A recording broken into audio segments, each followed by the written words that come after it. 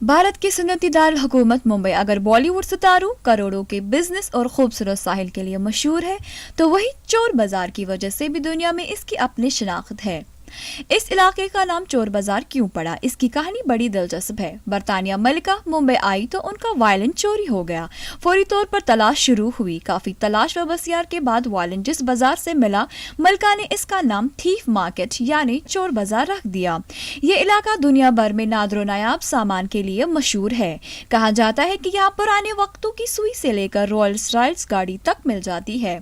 इस इलाके में बरसों से मलमा कारी से जुड़े 65 बरस के गनी चाचा से एक खास मुलाकात। चोर बाजार को चमक देने का काम जो करते हैं, कितने दिनों से कर रहे हैं? कम से कम 40-45 साल हो गए। आपने इसी जगह पे ये शुरुआत नहीं की? नहीं, बहुत 2-3 जगह हो। पहले पठानबाड़ी में था जी।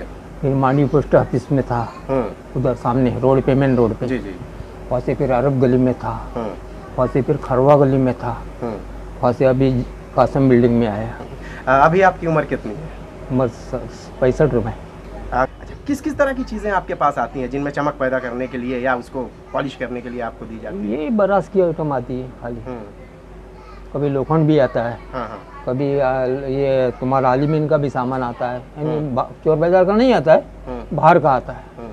अच्छा, चोर काम तो खाली पॉलिश का है जी। अभी वो लोग क्या हिसाब से बेचते वो मेरे को नहीं मालूम जी। अपने मतलब नहीं रखता हूँ कि भाई तुम 1000 में बेचे या 2000 में बेचे या 25 में बेचे या 200 में बेचे, वो नहीं रखता हूँ। ग्लास का 1 किलो का, पीतल का 1 किलो कोई सामान है तो उसकी मजदूरी क्या जैसे 40 रुपया है, 50 रुपया है किलो जैसा।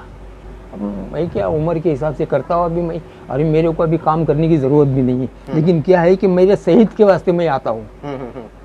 मतलब इस हाथ से आपकी एक्सरसाइज भी हो जाती है, कसरत भी हो जाती है। हाँ, वो काम के हिसाब से नहीं आता हूँ कि मेरे हाथ पैर चले और खून सप्लाई होए। तो ये थे गनी चाचा जो कि 40 साल से पॉलिश का ये काम करते हैं। मुंबई से ही टीवी भारत के लिए शाहिद अंसारी की रिपोर्ट।